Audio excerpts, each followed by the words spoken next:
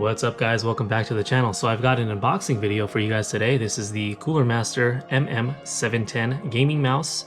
As you can see here, this is the black color in the matte finish.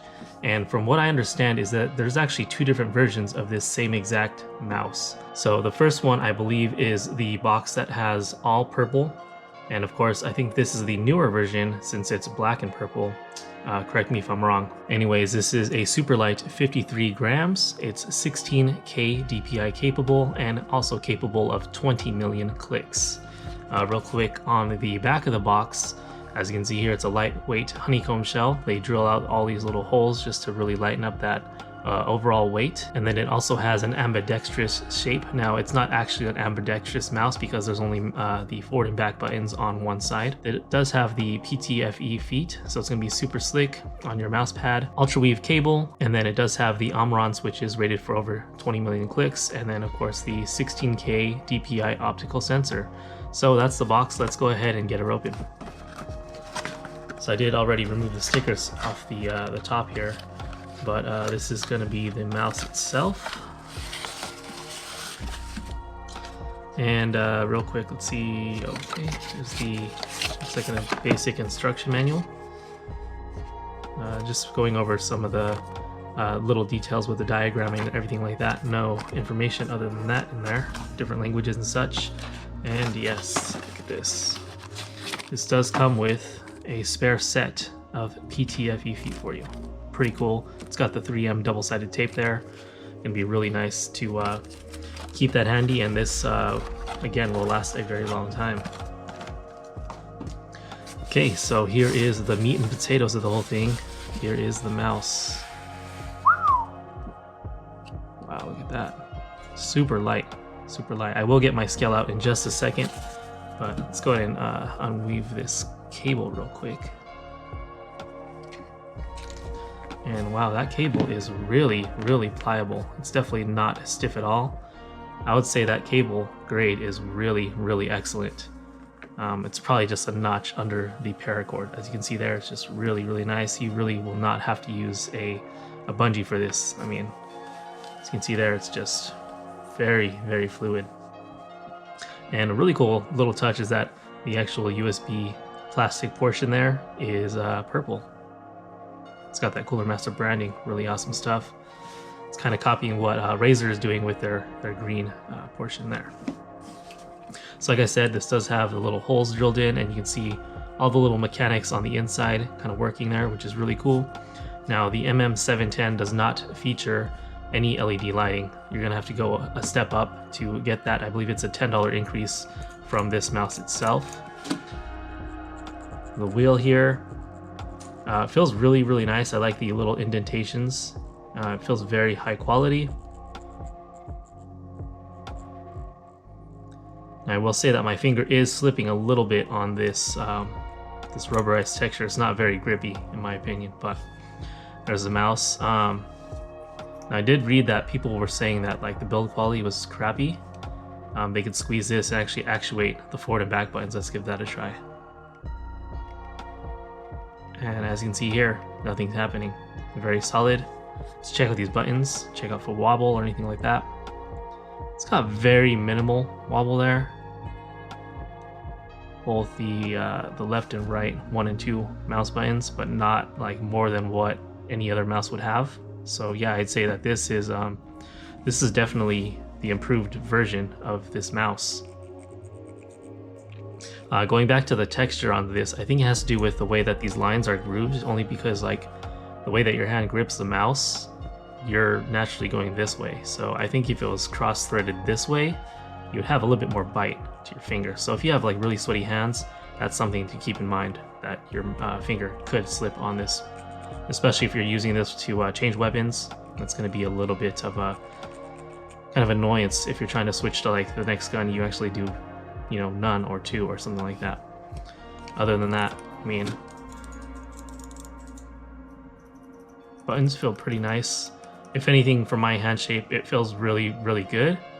I wouldn't say this is like too small or too large. As you can see here, it does have that hump towards the back. And by the way, I kind of have like a small to medium hand size based on like, you know, your typical standard charts out there. kind of fall right in between that small medium spectrum. And this mouse, like I said, fits very well. I'm liking it a lot. All the buttons seem to be placed right in the right spot where I would expect them to be. If anything, the forward trigger feels a little bit awkward to push. I think it's just the way that it's shaped. As you can see here, it's kind of wider at this portion, but then kind of comes to a point to here. So this almost pushes the button upward where you want to click it. So it's just something to keep in mind. You may or may not have that problem depending on your hand shape. It's kind of a subjective thing, but other than that, I'm liking it a lot. As you can see here, it does taper in on both sides. So it kind of cradles your thumb and then your ring and pinky finger there. Kind of do a little bit of a, not really a palm grip, guess a little bit more of a claw, I guess, but I do rest this part of my hand right here, so not really a claw, I guess, but I think it's going to be a really great addition for my gameplay. I play a lot of first-person shooters, so I think this is going to be a nice mouse for like flickability wise. It's going to be really cool. By the way, I did just get this mouse pad. Got it on Amazon. I'll put the model number somewhere here. It's been a decent pad. As far as the slickness goes, it's good, but not great. I've had like really slick pads and pads that weren't very slick at all. This one was kind of like right in the middle between those two. Yeah, like I said, it's good, but it does pick up like all kinds of dirt. As you can see here, I've only had this for like a couple weeks, and it's like picking up everything. I guess that has to do with it being black as well. If you get something with like a pattern or some like camouflage or something, it would probably hide all this little dust and particles and things like that. But let's go ahead and bust out the scale and weigh this guy really quick. Alright, so here's my scale. Hopefully you guys can see those numbers okay. So I have it in grams right now. 56 grams, so that's not very much off the 53 gram rating. Of course, that has to do probably with this cable just like resting on it a little bit. But yeah, pretty much accurate, I would say. Alright, so other than that, the cable on the end has a little bit of flexible kind of brace here, so you don't accidentally kink it. But like I said, that cable is very nice. Other than that, it does have a button right here in the center, and that's going to be able to change your DPI. Of course, you can edit that in the software once you install it. I'm sure you can program this to do something else as well. But yeah, I'll pretty much be using this for like changing it for gaming to maybe about, I don't know, 400 DPI to general use, which is more like 1500 to 1400 possibly. And like I said, it does have the very nice PTFE feet, and there also is another set in there. So once these wear down, I could cut these out, pop the new ones on, and I'm literally doing another brand new mouse basically. Really nice sensor here. Yeah, I mean, really nice mouse. Really impressed. All the negatives I was reading about kind of rectified in this version here, so hopefully you get the version that has this box and not the completely purple box.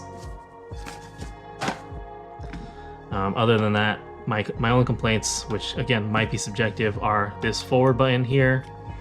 Kind of the design, maybe the placement, but I think if this was like a little bit wider as far as not coming to like a really sharp point, I think it would be a little bit better for me to kind of actuate there.